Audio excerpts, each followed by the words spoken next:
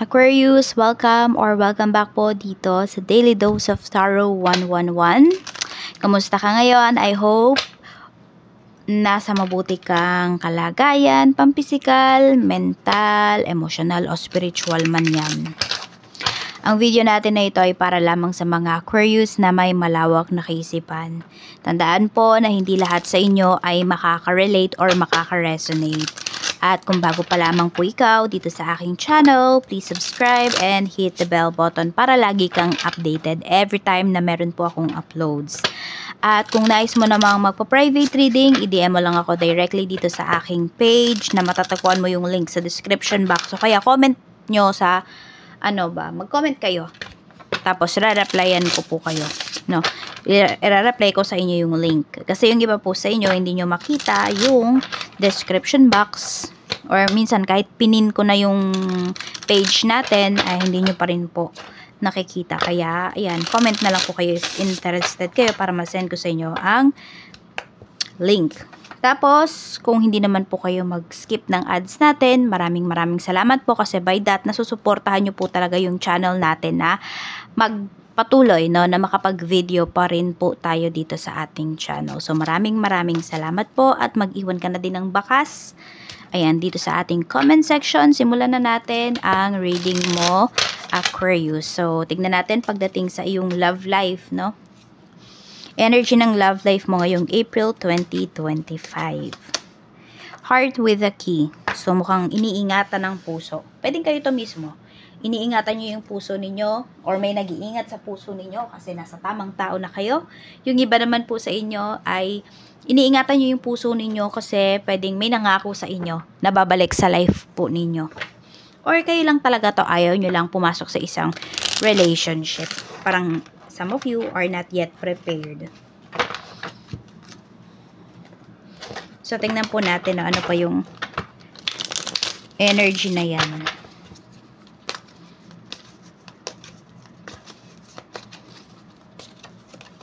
Ace of Swords. Okay, meron dito magpapakabog talaga sa puso ninyo. Meron ba kayong ka-deal or nakakausap online for some of you? Pwede yan yung ninyo, makakatuluyan ng iba sa inyo. At kung kayo naman ay LDR with your person, ayan po, mas magiging maganda pa yung usapan ninyo. Yung mga pag-uusap ninyo, matagal, tapos or pwede rin naman maigsi lang pero very consistent. Tapos alam mo yung malaman yung mga pinag-uusapan po ninyo. Hindi lang siya, hi, hello, kumain ka na ba? Hindi ganun. Malalalim yung mga pag-uusapan po ninyo ng person mo. Mga makabuluhan ba? Makikita mo talaga na same kayo ng frequency. Pagdating naman po sa kaperahan, we have King of Cups. Ayan, tingnan natin, no? Pagdating sa pera, pagdating sa career, kamusta yung energy? Sa business din, yan. Peacemaker. Kaya kalmadong-kalmado ka talaga rito ngayon pagdating sa iyong kaperahan, sa trabaho at saka sa business. Sabi dito, you are being urged to apply diplomacy and tact in a difficult situation. Consider careers in politics, negotiations, unions, contracts or peacemaking. Adapt a win-win attitude when negotiating business deals. So, ayan po, no? It's a win-win daw situation. Maring yan yung kakaharapin po ninyo, no? Na papasok kayo, Aquarius, sa isang sitwasyon na parehas kayo na magigain dito. So, kung ano man itong mga contracts na ito, ano man itong mga projects na to, ayan po, magiging masaya ka. Hindi ko masabi na kampante ka dito, pero magaan yung energy mo. Ayan o, Seven of Cups. Madami kang goals dito na marireceive, blessings na marireceive and goals na ma-unlock ngayong month na ito. So, kung meron po kayong mga wishes, meron kayong mga ninanais, your desires, your cravings ngayong month na to about sa mga goals ninyo, i-comment nyo po below. Tapos, tignan natin after a month kung may nangyari ba dun sa mga kinoment po ninyo. Nangyari ba siya? Na-unlock nyo ba siya or hindi? So, ayan po. Comment nyo na po sa ating comment section. Parang yan yung ating manifestation journal. Maging manifestation journal ninyo yung ating comment section. Kaya mag-alala kasi i-ano ko yan, i-activate ko rin yan. So, di ko lang nasabi sa ibang mga signs. Pero, yan. So, lahat ng mga nag-comment dyan, ayan, ina-activate ko po yung mga, ano ninyo, yung mga wishes po ninyo. Pero, syempre ha, samahan nyo po yun ng pagkilos. So, tignan natin. I'm sending energies, protection, para hindi rin ma-evil ay yung mga goals po ninyo.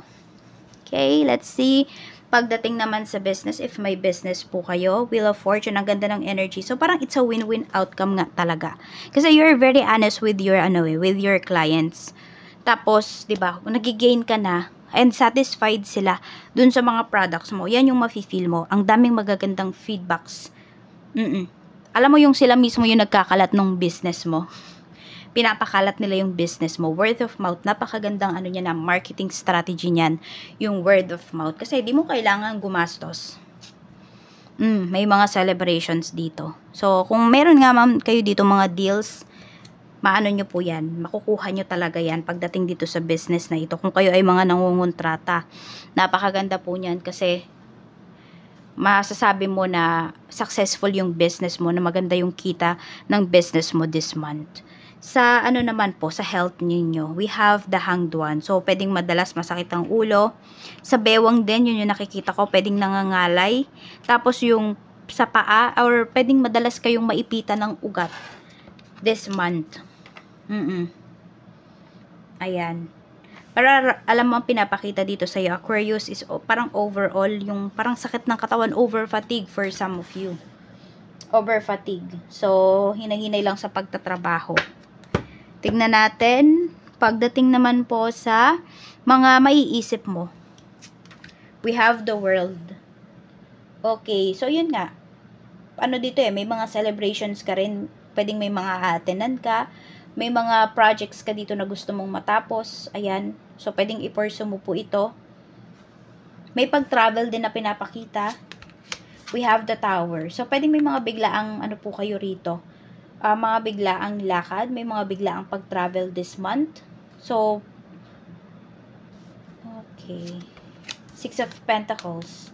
So, ang iniisip nyo lang rito, ayan, ang iniisip ninyo is ano talaga kayo. Alam mo yung parang may extra budget ka. Yun yung pinapakita rito. Na meron kang spare money, ayun. Meron kang spare money pagdating sa mga travels na to. Hindi ko alam kung ba't iniisip mo siya. Gusto mo lang bang lumabas kasi gusto mong magliwaliw, or may mga nasabi talaga sa yung mga friends mo before na uy, pag summer no, mag-travel tayo or mag-beach tayo. So kaya yung iba sa inyo, ayun, kahit wala pa naman, 'di ba, hindi pa kayo mini-message, gusto mo nang mapaghandaan po ito. So yun yung mga iniisip mo. Napabother ka ba doon? Hindi, more on excitement yung nararamdaman mo rito. Tignan naman natin, sige, ayan, may mga nararamdaman kang excitement, pero tignan pa natin, ano pa yung mafe-feel mo. We have King of Pentacles. Okay, so, napakaganda nung feeling mo this month kasi nandun talaga yung stable yung isip mo, stable yung puso mo, yung emotion mo. Kaya lang nga kasi doon, pwedeng magkakaroon ka lang ng konting problema pagdating dito sa health mo. Kaya ayan po, gastusan mo rin talaga yung health mo. So, mararamdaman mo rito is happy ka. No, happy ka na nagbibigay, happy ka dito sa mga ginagawa mo. So, mas na-attract mo talaga yung mga blessings, Aquarius. Tapos nakikita ko lang rito, meron yung iba sa inyo, kasi nga may pagka-peacemaker kasi kayo Parang, on your past life, or pwede nga ngayon pacifist yung iba sa inyo. Parang kung kaya nyo namang patahimikin yung isang tao, kaya nyo na hindi lumala yung gulo, gagawin nyo talaga. Kaya lang, yun lang, may mga, some of you, may mga karmic debts kayo, or yung ibang tao pala, na hindi nila natututunan yung karmic lesson nila, dahil natutulungan mo sila. Okay, kasi pinapahinto mo sila. May mga emotions na nasusuppress. So, yun lang, medyo gumilid ka lang, Aquarius, no? Ngayong ngayong month na ito, para dun sa mga tao na mai-involve sa'yo, or mga tao na lalapitan ka para humingi ng tulong para sa problema nila. Medyo dumistansya ka, medyo gumilid ka muna. You know, hindi mo sila laging kailangang tulungan. Kahit sabihin natin dito na masaya ka na nakakatulong ka. Okay na, or may maitutulong ka talaga sa kanila. hayaan mo muna sila na damhin yung ano nila, yung problems nila. O, kasi sila naman yung gumawa ng problema na yon. Huwag ka muna makialam. Yun yung sinasabi sa'yo rin dito, ha? Tapos, tignan natin, dapat kang mag-focus saan? Four of Pentacles, your finances talaga. Kasi nga, may mga malalaking ano dito, yung mga malalaking transactions ka dito. So, you make sure talaga na masasatisfy din yung mga kausap mo. Yung mga katransact mo rito pagdating dito sa malaking pera na ilalabas nila at malaking pera na marireceive mo. Five of Cups. Dapat mag-focus, okay? Ayan na, may mga meron kasi dito parang mga mawawalang pera. Kaya nga ingatan mo kasi may mga nagtiwala sa'yo rito. So, wag mo kaya na mawala lang basta yung pera nila. Okay, you make sure na may kapupuntahan talaga yan. May mga maninisi rin kasi sa'yo rito. So, kailangan mong i-prove yung sarili mo. Integrity talaga is napaka-importante sa month mo na to. Okay? So, parang may nakatingin man sa'yo or wala, dapat totoo ka. Totoo ka sa sarili mo, totoo ka dito sa mga, mga advocacies mo. We have 9 of Swords. Stress yung iba sa inyo. Ayan, may malaking pera dito. Pero parang, yun nga, may malaking pera ka marireceive. Pero mabigat din kasi yung responsibility na nakaatang dyan sa'yo. Kaya you make sure talaga po na may resibo kayo. Na lahat nung kilos po ninyo naka-record yan. Yung tipong ganun ba? Kasi yes, may mga tao talaga dito minsan ang tinitignan lang nila is yung mga pagkakamali mo. Dapat mag-focus ka, no? Doon sa goals mo talaga, doon sa gusto mong i-achieve. Kasi may mga tao dito na sisirain talaga nila yung yung kaisipan mo, yung emosyon mo, na hanggang sa hindi ka makapag-focus naman dito sa goals mo talaga, sa gusto mong gawin. Okay, let's see, dapat mong iwasan. Dapat ka talagang umiwas. Marami kang dapat iwasan dito. Yung iba po sa inyo, naiisip nyo ba na lumipat ng trabaho? Or mag-change ng lugar, ng location pagdating sa tinitirhan?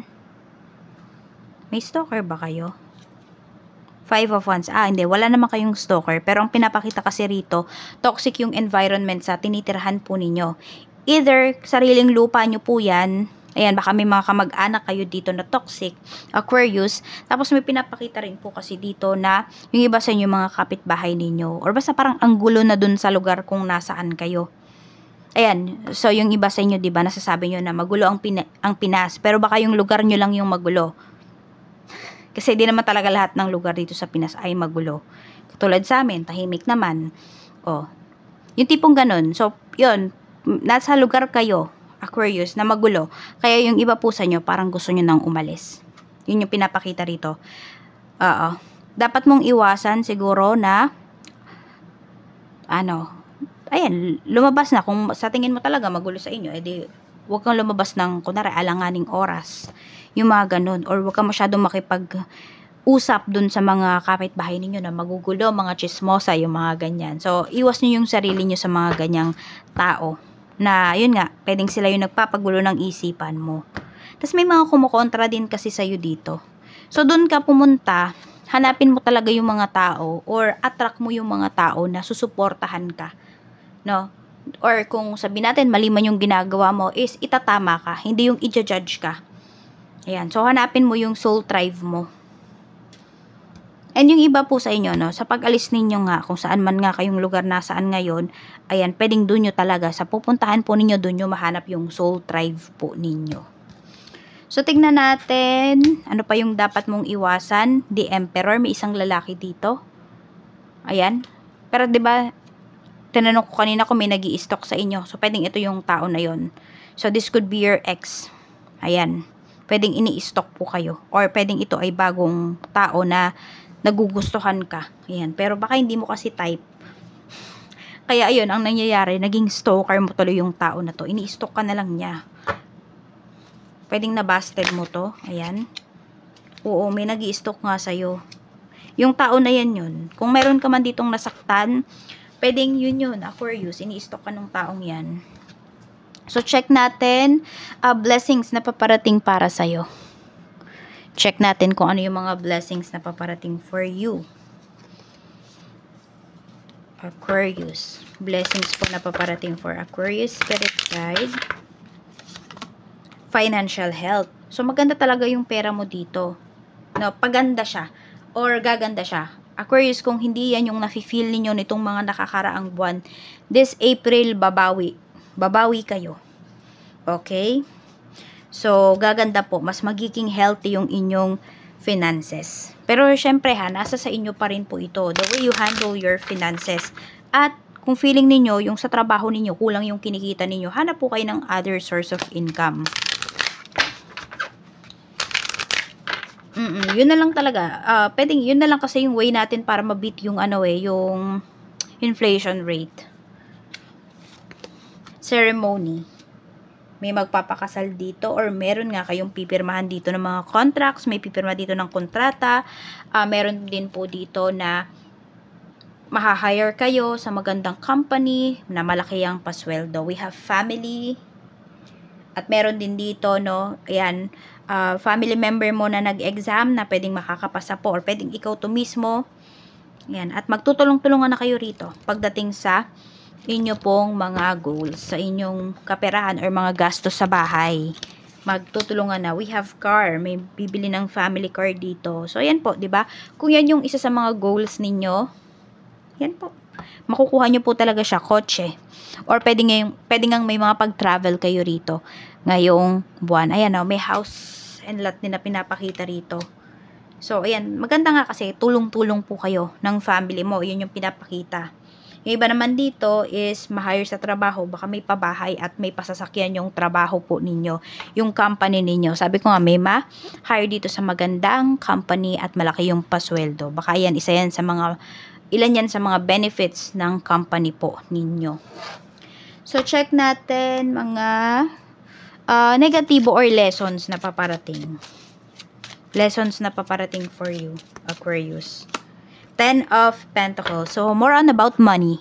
So, maybe doon ka ipupush ni universe, Diyan ka niya bibigyan ng problem din pagdating sa pera. Yes, may malaking pera ka na marireceive, pero ingatan mo talaga siya. Kasi sabi ko nga, pwedeng dyan ka magkaroon ng problem. And may pinapakita rin talaga dito na problema pagdating sa properties. Okay. So, you make sure na yung bibilhin ninyong bahay, yung bibilhin ninyong sasakyan, wala pong problema yan sa mga legalities, sa mga papers. Para hindi na sumakit lalo ang ulo ninyo. At tignan po natin, angel message para sa'yo. Angel message po natin for Aquarius Spirit Guide. Tignan natin.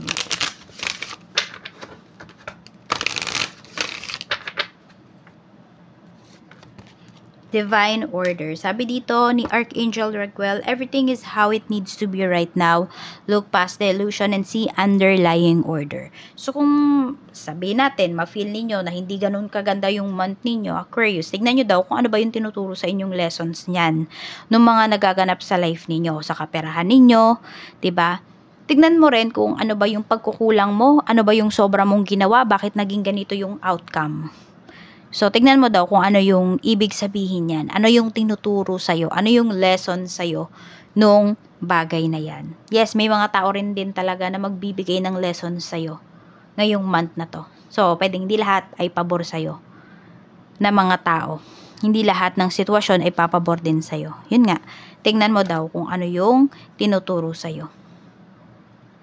So, yan lamang po. Maraming salamat. And don't forget po na mag-comment sa ating comment section. Bye, Aquarius!